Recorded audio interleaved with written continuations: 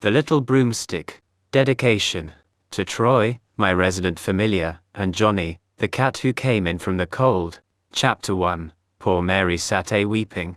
Even her name was plain. Mary Smith. Nothing could have been more depressing, she thought, to be plain, to be 10, and to be alone, staring out of her bedroom window on a grey autumn day, and to be called Mary Smith. She was the only plain one in the family.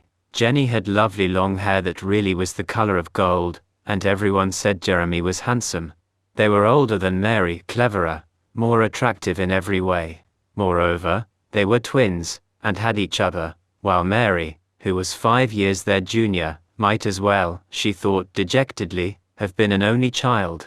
Not that she grudged anything to them, it had always seemed to her natural that they should get things that she could not have, as now. When the news had come that Daddy would have to go to America for a month towards the end of the summer holidays, and wanted Mummy to go with him, it had at first all seemed to work out beautifully. Jenny and Jeremy went off to stay with one of Jeremy's school friends who had a farm in Yorkshire, and Mary was to go to Mummy's sister, Aunt Sue, who had 3 children aged 11, 8, and 4, and who lived within an hour's car ride of the sea. But then on the very day that Jenny and Jeremy had left, came the letter from Aunt Sue, saying that Uncle Gil and the 2 elder children were down with flu, and that consequently Aunt Sue did not feel able to risk having Mary, quite apart from all the extra work she herself was having to do. So there it was, and once more the twins had got the best of it. Mary didn't grudge them the harvesting, the tractors, even the share they would have in the 2 elderly farm ponies, but she did think that at the very worst she might have been allowed to go and catch the flu. At least she would have been having it in company. To Mary, sitting alone by the window on that grey autumn afternoon, flu seemed a very desirable thing indeed. She forgot about temperatures, aching bones, bed, she even forgot how tiresome Timothy, aged 4, could be, and indeed was, most of the time. She only saw in her mind's eye the lovely time they would all have had together getting better, with books and games and plenty of talk and fun.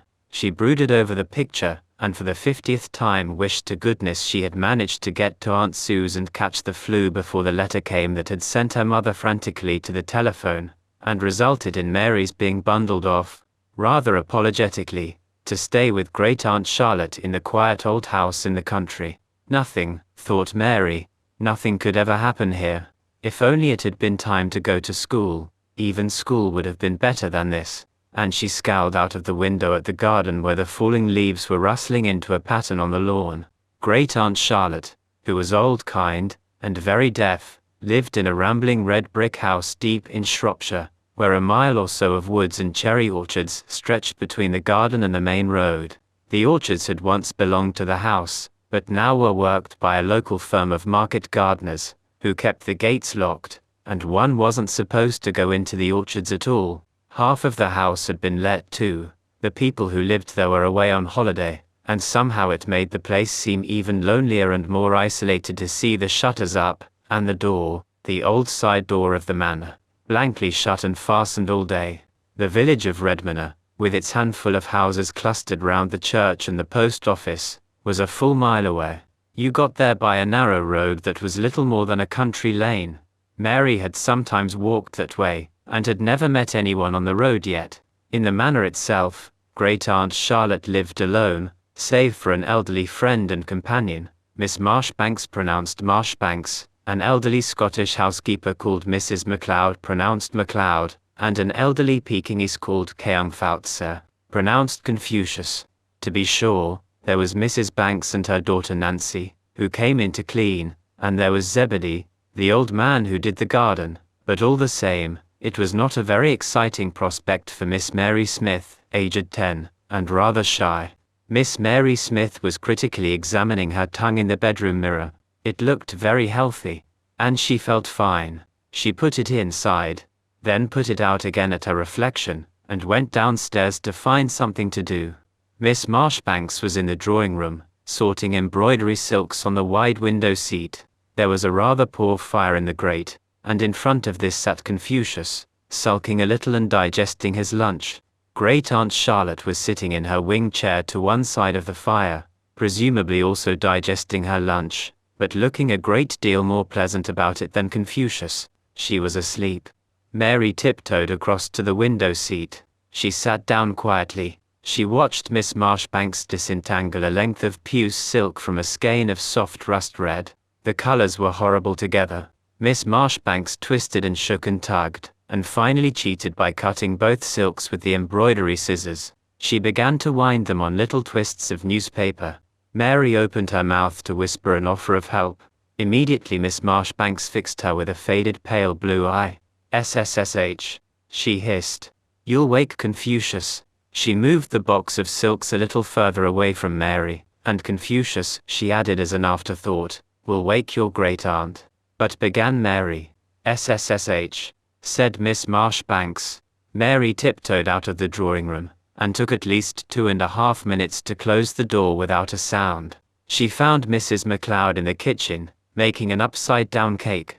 She was standing at the big scrubbed table, beating something in a yellow bowl. She hardly seemed to notice Mary's shy entry. She was talking to herself, apparently in a foreign language. Or it could, thought Mary suddenly, looking from Mrs. McLeod's gaunt face and skinny arms to the pan that simmered on the stove, it could be a spell. "Twaro's floor," muttered Mrs. McLeod, beating vigorously, "and BP. A wee puckle o' salt sugar. Aye, that's a. What are you making?" asked Mary. Mrs. McLeod jumped, so that the wooden spoon clattered against the basin, and on the table the tins of salt and baking powder and sugar rattled. "Marcy me," she exclaimed. "Ye fair startled me, lassie. I niver hard ye come in. What would ye be wanting new?" She resumed her beating of the mixture, and her eye went back to the page of a battered recipe book, which was in front of her, propped against a bowl of eggs. "Time was," she said, "when I could mind the lot without looking, but no ony mire. Twaro's melted buer. I wondered if I could help," said Mary, edging a little nearer. "I sometimes help Mummy bake at home, you know. She gives me a bit of pastry and I—" "Nay then," said the housekeeper, but not unkindly, "I'm no making paste the day. Only this for the dinner, and it's a vera compalcated thing at that. Can ye no renoot and play in the garden? It's no called for all it's grey." She ran a floury finger down the page of the book, and frowned at the recipe again. "Buer," she said, "and 1.5 eggs well beaten." "Half an egg? Did ye ever hear the like o' that? The white half or the yellow half?" asked Mary, peering at the book. But at this moment something spat and sizzled on the stove, and the housekeeper, dropping her spoon, darted across the kitchen and grabbed a pan from the burner. "I'll be burnin' the apricots next," she said. "Now rin awa, lassie, and play in the garden. If you talk to me here I'll spoil the cake. I canna day twa things at yince."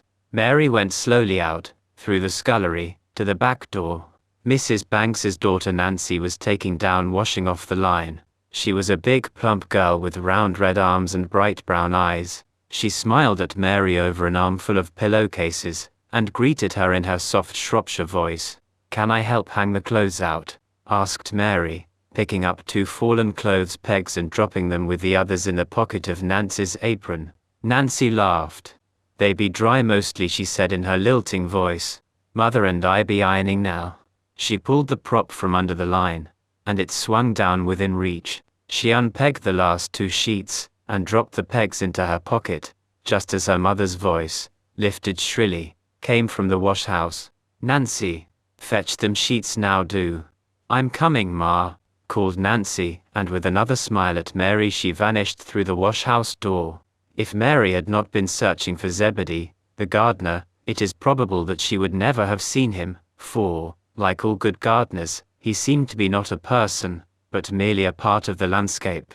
In his faded jacket and battered old hat, with string knotted round the knees of his trousers, he looked like something that had been left lying about in the potting shed. Under the shadow of the awful old hat his cheekbones were plant-pot red, and the backs of his gnarled old hands, where the veins and bones were all a tangle, could have been twisted out of the same yellow raffia he used to tie up the chrysanthemums, which is what he was doing when at last Mary found him. A shaft of autumn sunshine had parted the grey overcast sky, and was gilding the trees and the fallen leaves that rustled as she walked across the lawn.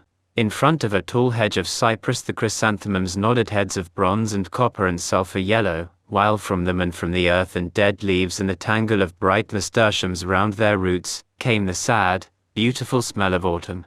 Zebedee, pausing for a moment in his work, peered at her through the flowers with bright old eyes, like a robin, but he said nothing. The tousled heads of the chrysanthemums nodded as he pulled the raffia round the stems and knotted it. He bent down again and vanished behind the flowers. Mary stood at the edge of the lawn, and spoke hesitatingly. "Can I help tie them up too?" The chrysanthemums shook again, and a ball of raffia flew out towards her. She picked it up, and took a doubtful step forward. Zebedee's awful altar reappeared suddenly 3 clumps farther down the border, behind an enormous scarlet dahlia. His back was towards her, and his hands rustled busily down among the leaves. Mary glanced again at the ball of raffia, decided that it must be an invitation to help, and pushing aside the Michaelmas daisies and the big, flaring dahlias, made her way to the back of the border among the chrysanthemums. She began slowly, carefully, to knot the raffia to the stakes, and then to thread it round the stems of the plants, so that the leaves would not be crushed. Old Zebedee had vanished again, but, as if it were his familiar spirit, a robin flew out of the cypress hedge and perched on a dahlia stake, watching her with the same old bright eyes. The shaft of sunlight moved slowly through the colored tangle of flowers and fading leaves. The Virginia creeper on the walls of the manor glinted richly like silk tapestry, and the tall chimneys, catching the late sun, glowed warmly against the pewter dark sky behind them. Then Mary, pulling the raffia too tightly, broke the stem of a chrysanthemum. It was a tall plant, perhaps the tallest and finest of all, and it went with a snap that almost echoed in the still air. The huge amber gold mop of blossom hung dismally, dragging on the earth and rotting leaves. Mary stared in dismay, and suddenly as he had vanished, old Zebedee appeared at her elbow, surveying the wreck of his prize with disgust and anger. "I ought to known better," he said bitterly, and his voice, like the rest of him, was part of the garden. It was thin and wheezy but queerly musical, like the wind in the eaves. "I ought to known better. Childer and dogs be no manner of use to a garden. You best let be." "I'm sorry," said Mary dolefully, and handing him back his raffia ball, she turned disconsolately away. She found a gap in the cypress hedge, and a wicket gate giving on a path that wound away from the garden into the surrounding woods. This she followed, aimlessly, with her loneliness pressing harder and harder upon her as she went on through the greenish shadow, her feet noiseless upon the damp carpet of brown and yellow leaves. To one side a young oak thrust a fistful of acorns over the path, with the last pale leaves fluttering round them, ready to fall. In a cup made by the crotch of a beech root stood a pool of black water, where a thistle puff floated. Above this, like a roof, jutted the orange fans of some big fungus, and pallid toadstools crowded together in damp bunches among the moss and mud and rotting twigs. Everywhere was damp, and decay, and the end of summer. Mary stopped, and the silence of the dying woods hung heavily round her. An acorn falling from its cup onto the mosses, made, in that stillness, a tap loud enough to make you jump. Then suddenly, neat and quiet and graceful as a dancer, there strolled into the middle of the path a small black cat. He was completely black from ears to tail tip. His toes were black, and his whiskers, and the aristocratic eyebrow hairs that stood above his green eyes. He stood in the very middle of the path, and he looked at Mary. Then his mouth opened to show a triangle of pink tongue and very white teeth, and he made a remark. Probably a very ordinary remark, thought Mary, like, "How do you do?" or "Nice day, isn't it?" But the cat obviously expected an answer, so she said, "How do you do? My name's Mary Smith. What's yours?" The cat made no reply. There were more important things, obviously, to do.